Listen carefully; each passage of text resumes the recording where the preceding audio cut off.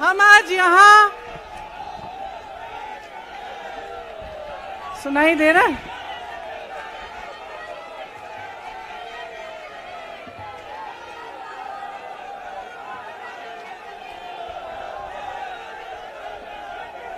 सुनिए,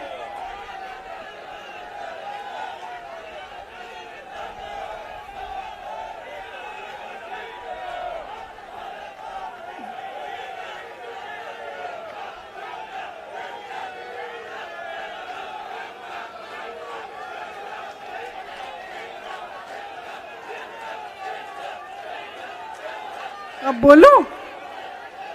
इजाजत है? मेरे यूपी के भाइयों, बोलने दो। देखिए, यहां पे बैठे हुए मेरे मन में एक पुरानी बात आई। 32 साल पुरानी बात है। मई 1991 की बात है। मेरे पिता की शव यात्रा तीन मूर्ति भवन से निकल रही थी। अपनी मां के साथ और अपने भाई के साथ हम एक गाड़ी में बैठे थे। सामने भारतीय सेना की एक ट्रक थी, फूलों से लदी हुई थी। उसके ऊपर मेरे पिताजी का शव था। थोड़ी देर काफिला चला, 5-10 मिनट चला। फिर राहुल कहने लगे मैं उतरना चाहता हूं। तो मां ने मना किया। उस समय सुरक्षा का भी बहुत वो था, तो मां ने कहा नहीं, तुम उतर नहीं सकते। राहुल ने जिद की, नहीं मैं उतरूंगा। मैंने मां से कहा मां उतरने दो। राहुल गाड़ी से उतरा।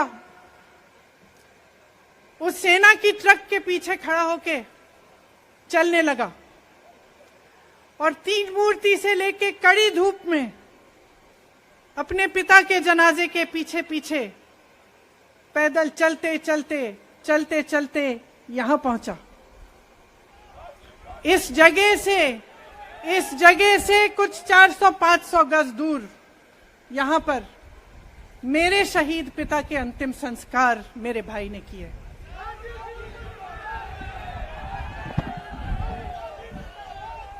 सुनिए, वो चित्र मेरे दिमाग में अभी भी है, मेरे मन में है। मेरे पिता का शव इस तिरंगे झंडे में लपेटा गया था। इस तिरंगे के नीचे मेरे पिता का शव था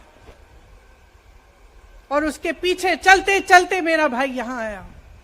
उस शहीद पिता का अपमान भरी संसद में किया जाता है। उस शहीद के बेटे को आप देशद्रोही कहते हैं, आप मीर जाफर कहते हैं, उसकी आप मां का अपमान करते हैं। आपके मंत्री मेरी मां का अपमान भरी संसद में करते हैं। आपके एक मुख्यमंत्री कहते हैं कि राहुल गांधी को पता भी नहीं है कि उनका पिता कौन है।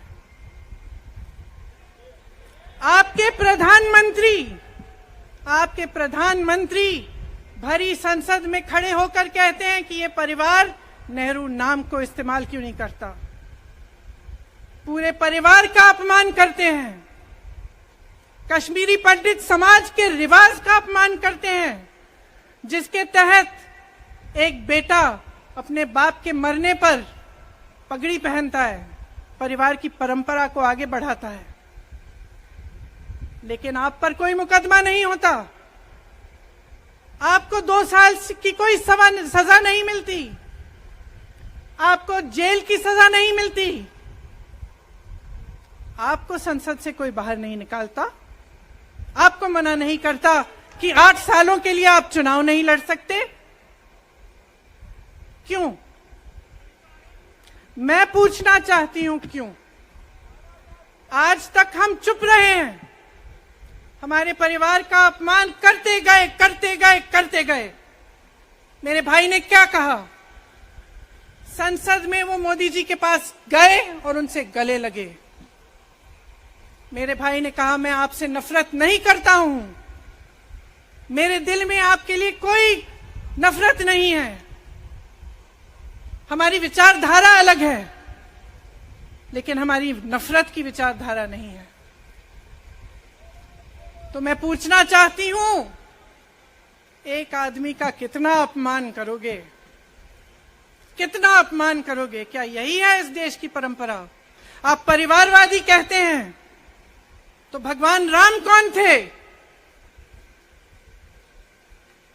भगवान राम को वनवास में भेजा गया, उन्होंने अपने परिवार, अपनी धरती के प्रति अपना धर्म निभाया। क्या भगवान राम परिवारवादी थे?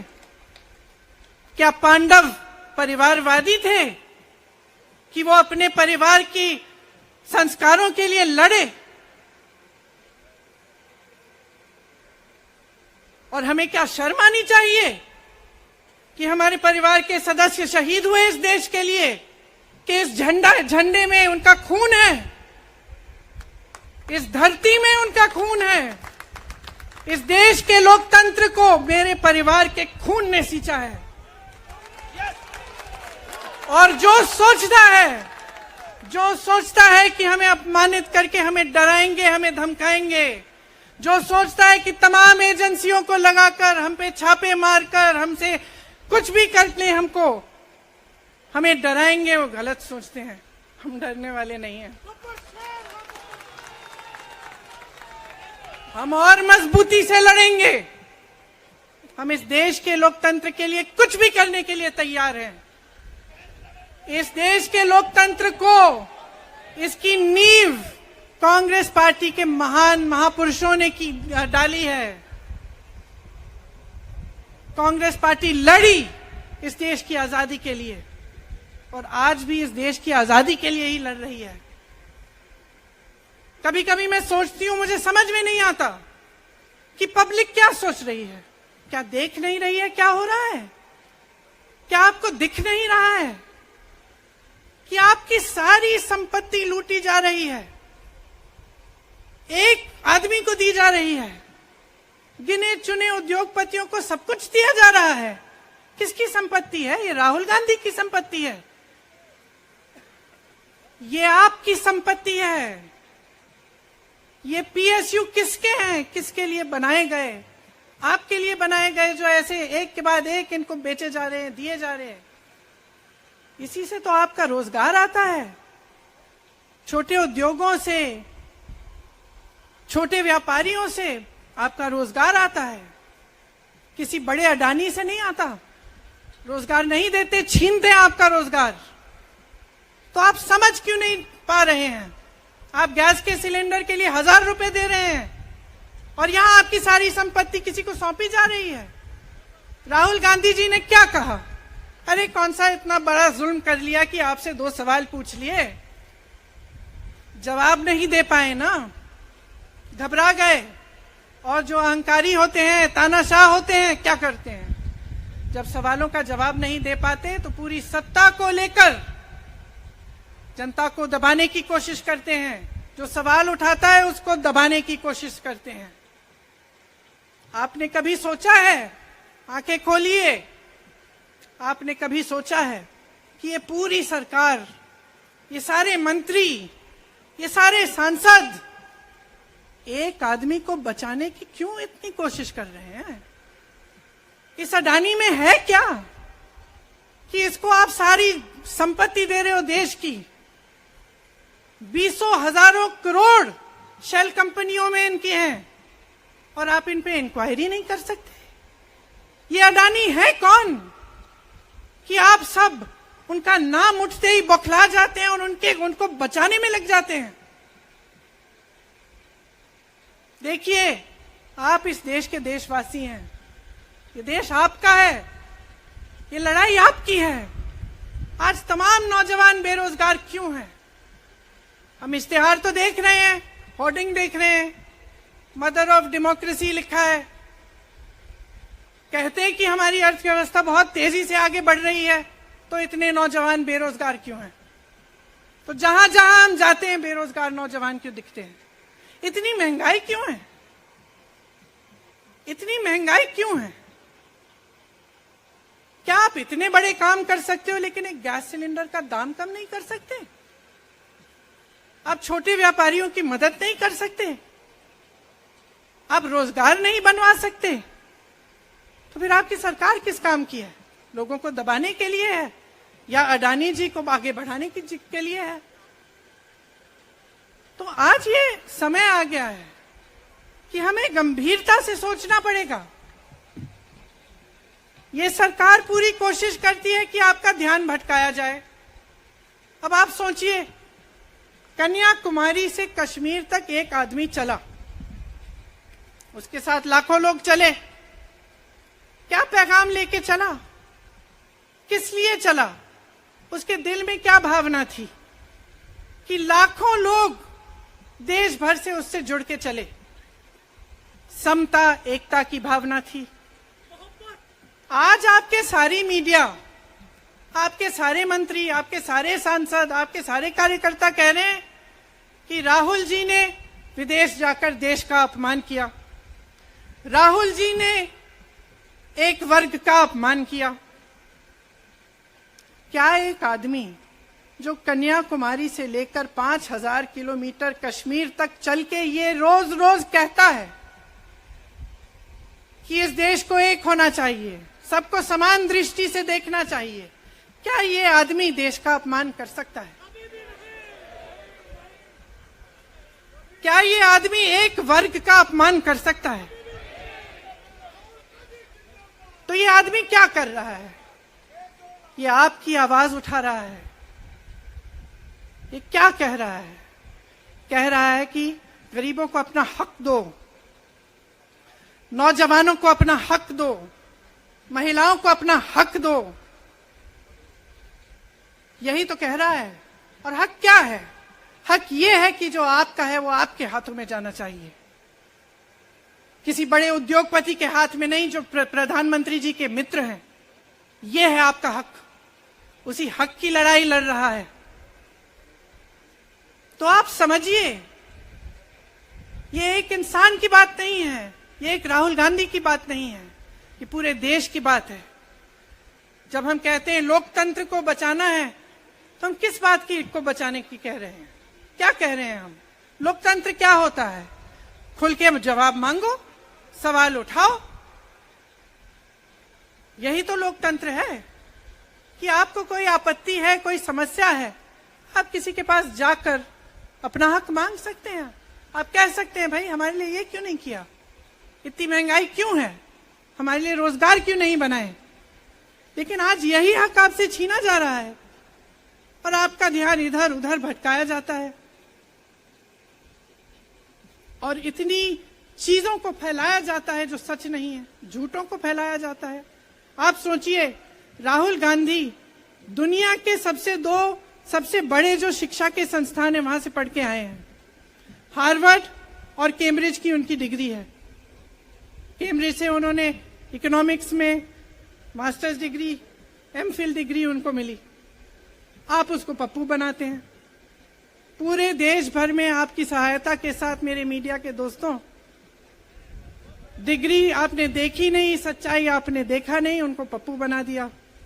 फिर पता चला कि ये पप्पू तो यात्रा में निकल आया और पता चला कि ये तो पप्पू है ही नहीं। इसके साथ तो लाखों लोग चल रहे हैं। ये ईमानदार भी है, ये सब बातों को समझता भी है, ये जनता के बीच जा रहा है, जनता की समस्याओं को सुन रहा है, तो जनता इसके साथ चली जा रही है। तो घबरा गए कि राहुल गांधी ने संसद में वो सवाल उठाए जिनका उनके पास जवाब नहीं है।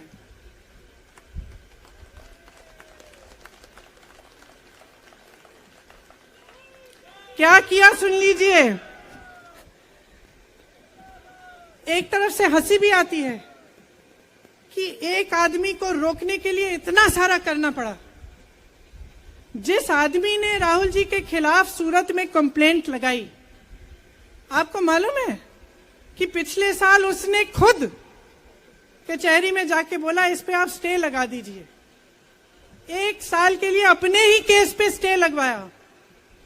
फिर वापस कब गए केस खुलवाने के लिए? राहुल गांधी के संसद में अडानी पे के भाषण देने के 1 हफ्ते बाद, 1 हफ्ते बाद वो आदमी वापस जाता है, कहता है केस खोल दी, सुन लीजिए अब हम तैयार हैं।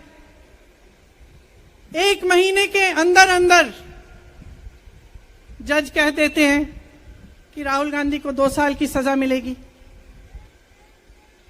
आपने देखा इस देश में कितने केस हैं कि जेल में 10 साल के लिए पड़े रहते हैं, उनकी सुनवाई नहीं होती। ये तो सुनवाई भी फट से हो गई, जजमेंट भी फट से हो गई, सजा भी फट से हो गई। और आपने कह दिया अगले दिन कि 8 सालों के लिए ये चुनाव नहीं लड़ सकते, संसद से बाहर कर देंगे इनको। वाह वाह वाह वाह वाह वाह, बहुत धैर्य है आप में। अरे कायर हैं, कायर है इस देश का प्रधानमंत्री। लगा दो केस मुझ पर, लगा दो केस मुझ पर, जेल ले जाओ मुझे भी, लेकिन सच्चाई ये है कि इस देश का प्रधानमंत्री कायर है।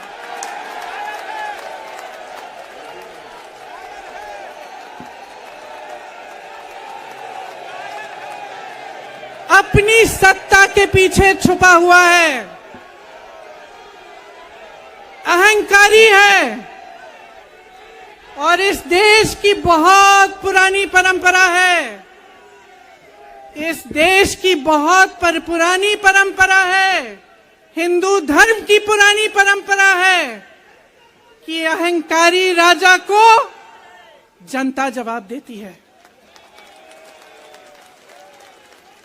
और इस देश की बहुत पुरानी परंपरा है कि अहंकारी राजा को ये देश पहचानता है। मेरे परिवार ने मुझे एक चीज सिखाई है कि ये देश दिल से बोलता है और दिल से सुनता है।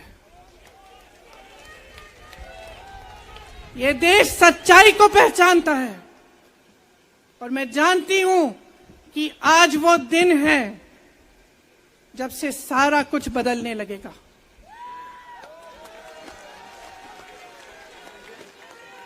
मेरे मीडिया के साथियों, मैं आपसे कहना चाहती हूं, बहुत हो गया है, बहुत हो गया है। मैं जानती हूं आप पर कितना दबाव है, मैं जानती हूं कि आपको लाइन भेजी जाती है कि आज आपको ये कहना है, आज आपको ये लिखना है, लेकिन आपकी एक बहुत बड़ी जिम्मेदारी है। आज लोकतंत्र खतरे में है। अगर सरकार सवाल उठाने वाले को 8 सालों के लिए संसद से निकाल सकती है, अगर कह सकती है कि तुम्हें चुनाव लड़ने की ही इजाजत नहीं है, तो बहुत गड़बड़ है, बहुत गलत हो रहा है, और ये लोकतंत्र के लिए ठीक नहीं है, ये इस देश के लिए ठीक नहीं है। जब आप पत्रकार बने, शुरू में जब आप काम के लिए आए, तो आपके दिल में भी ये होगी बात कि देश के लिए मैं सच्चाई बोलूंगा, मैं सच्चाई बोलूंगी। आज आप बोल नहीं पा रहे हैं, हिम्मत करिए, खड़े हो जाइए आप भी। और जैसे खड़गे जी ने कहा कि तमाम पार्टियों ने आज अपनी आवाज उठाई है, उनका हम सब धन्यवाद देते हैं। और हम सबको एक होना पड़ेगा, इसलिए होना पड़ेगा क्योंकि आज ये देश खतरे में है। आज इस देश की सारी संपत्ति एक आदमी को सौंपी जा रही है, और उस आदमी को बचाने के लिए पूरी सरकार खड़ी हो जाती है। बहुत गलत हो रहा है। अगर आज मेरे भाइयों और बहनों आप इसको पहचान नहीं पाएंगे, तो इस देश को बहुत खतरे में डाल देंगे। इसीलिए यहां खड़े हुए महात्मा गांधी जी की समाधि के कुछ ही गज दूर खड़े हुए मैं आपको याद दिलाती हूं कि कितनों ने इस देश के लिए अपना खून बहाया है, कितनों ने इस देश की धरती, इस देश की आजादी के लिए अपना खून बहाया है। ये अफसर हैं यहाँ तैनात खड़े हैं, इसी तरह से इनके भाई सरहद पे खड़े होते हैं हमारे लिए, आज भी अपना खून बहा रहे हैं। क्या इसके लिए? क्या अडानी जी के लिए? कि अपने देश के किसान के लिए, अपने देश के गरीब के लिए, अपने देश के छोटे व्यापारियों के लिए, महिलाओं के लिए, अपने बच्चों के भविष्य के लिए हम सब अपनी जान देने के लिए तैयार हैं। तो मैं आपसे आग्रह करती हूं, मेरे देशवासियों, आंखें खोल लो, समय आ गया है, डरो मत। राहुल गांधी के शब्दों में डरो मत, इनका सामना करने का समय आ गया है। एकजुट हो जाओ, सामना करो, इस देश की सच्चाई को उभारो, इस देश की एकता को बनाए रखो और इस देश को आगे बढ़ाओ। जय हिंद, जय हिंद, जय हिंद।